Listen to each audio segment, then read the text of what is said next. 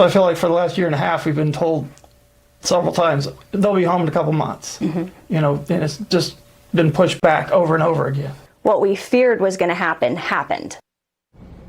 Well, it's a race against time for a Greenfield family that's trying to bring two boys they recently adopted from Haiti to Indiana.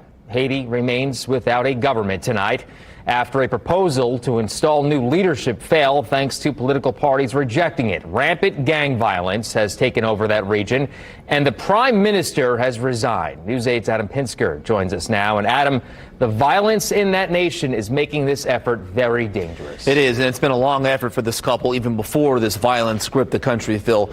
Missy and John Tennant spent the last 5 years trying to adopt two Haitian boys from an orphanage in the capital city of Port-au-Prince. But they ran into a bureaucratic problem with the U.S. State Department. Then gangs overran the country, making it impossible to get their sons out.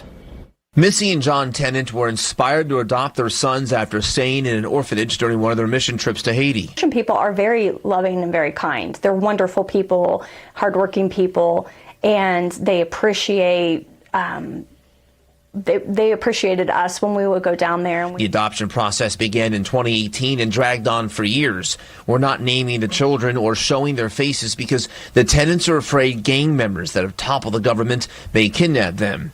Missy last saw her sons in July. At that time, it was very dangerous. There was a high kidnapping risk, and we had to travel in a protected vehicle and whatnot. Over the past year, the Tennants were waiting on the State Department to approve some final paperwork that would allow the boys to come to Indiana. With the increased gang activity, we saw a collapse coming, and we kept telling the State Department, this is going to happen.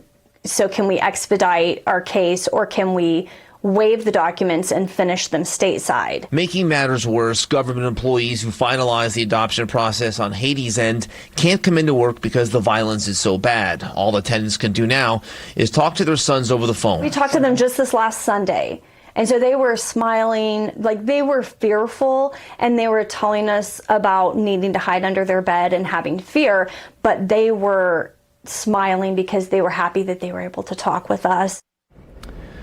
A spokesperson for Senator Todd Young's office says the senator is aware of the Tennant situation and Senator Young is trying to resolve it. Adam Pinsker, Wish TV, wishtv.com, and follow us on Facebook for updates.